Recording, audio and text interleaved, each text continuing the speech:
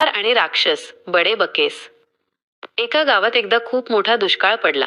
त्यामुळे त्या गावातील एका कुंभार दादाला आणि त्याच्या कुटुंबाला जेवण मिळणेही कठीण झाले. शेवटी कुंभार दादाने गाव सोडून दुसऱ्या गावी जायचा निर्णय घेतला.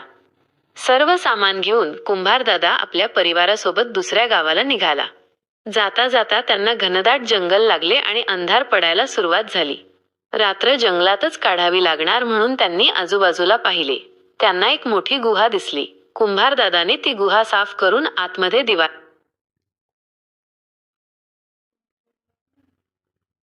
लावला.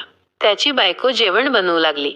रात्री मुलांना गोष्ट सांगून झोपवले आणि कुंभार दादा गुहेच्या दरवाजाजवळ झोपला.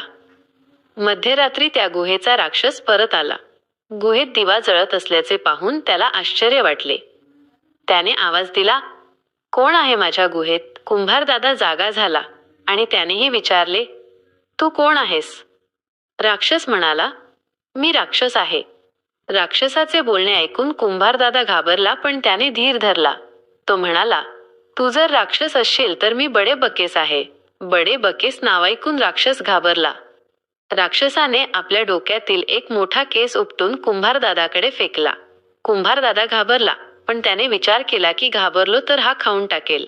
म्हणून त्याने आपल्या जवळचा नांगर हाकण्याचा जाड दोरखंड कोरडा राक्षसाच्या दिशेने फेकला. तो भला मोठा दोरखंड पाहून राक्षस आणखीनच घाबरला. तरीही राक्षसाने आपल्या डोक्यातील एक नखी उई छोटी काढून कुंभार दादाकडे फेकली, जी हाताच्या मुठीत बसेल एवढी होती.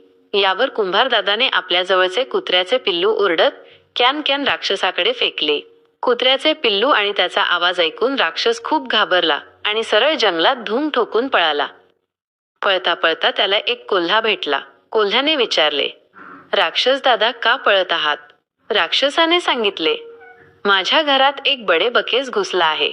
कोल्हा म्हणाला, "बडे बकेस? चला दाखवा मला कोणता आहे तो बडे बकेस." कोल्हा आणि राक्षस गुहेजवळ पोहोचले.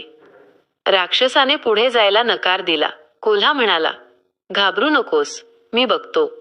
कोल्ह्याने गुहेत डोकावून पाहिले. त्याला कुंभार दादा लपून बसलेला दिसला. कोल्ह्याला वाटले की राक्षस उगाच कशाला तरी घाबरला. कोल्ह्याने गुहेत एक चक्कर मारली आणि जाता जाता एका बाजूला शेपटी घालून बसला. कुंभार दादाने पटकन त्याची शेपूट पकडली. कोल्हा खूप घाबरला आणि मोठ्या मुश्किलीने कशीबशी शेपूट सोडवून त्यानेही जोरात धूम ठोकली. हे पाहून राक्षसानेही आणखी जोरात पळायला सुरुवात केली. पळता पळता त्या दोघांना वाघ भेटला. वाघाने विचारले, "अरे राक्षस दादा, कोल्हा दादा, का पळत आहात?" राक्षसाने सांगितले, "माझ्या घरात बडे बकेस घुसला आहे." कोल्हा म्हणाला, "नाही रे बाबा, तो शेपूट धऱ्या शेपटी पकडणारा घुसला आहे." वाघाला आश्चर्य वाटले. त्याने म्हटले, "काहीही सांगता. चला माझ्यासोबत, मी बघतो कोण आहे तो."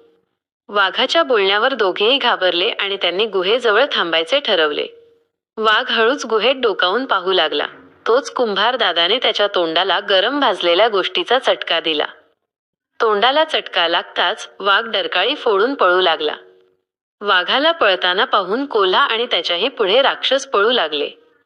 पळता पळता त्यांना अस्वल भेटला. अस्वलाने विचारले, "काय झाले? का पळत आहात?" राक्षस, "माझ्या घरात बडे बकेस घुसला आहे." कोल्हा, "नाही बाबा, शेपूट धऱ्या घुसला आहे." वाघ, "कशाचा शेपूट धऱ्या? चटका चटकी चटका देणारा घुसला आहे. हे बघ, माझ्या तोंडाला चटका लागला आहे." अस्वल म्हणाला, "काहीही सांगता. चला माझ्यासोबत, मी बघतो काय आहे ते." ते चौघे गुहेजवळ आले.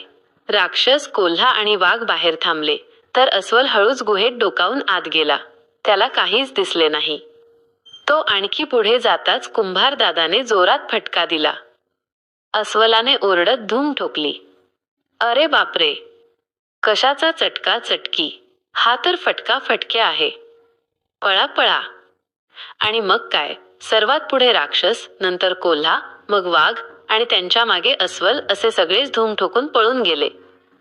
अशा प्रकारे कुंभार दादाने आपली रात्र सुरक्षितपणे काढली आणि सकाळ होताच तो दुसऱ्या गावी निघाला. गोष्टीचे तात्पर्य, शेवट. दुसऱ्या गावात पोहोचल्यावर कुंभार दादाला खूप काम मिळाले आणि त्यांच्या कुटुंबाला पोटभर अन्न मिळू लागले. त्यांचे सुखाचे दिवस आले. तुम्ही सांगितलेली गोष्ट खूपच मनोरंजक आणि शिकवण देणारी आहे.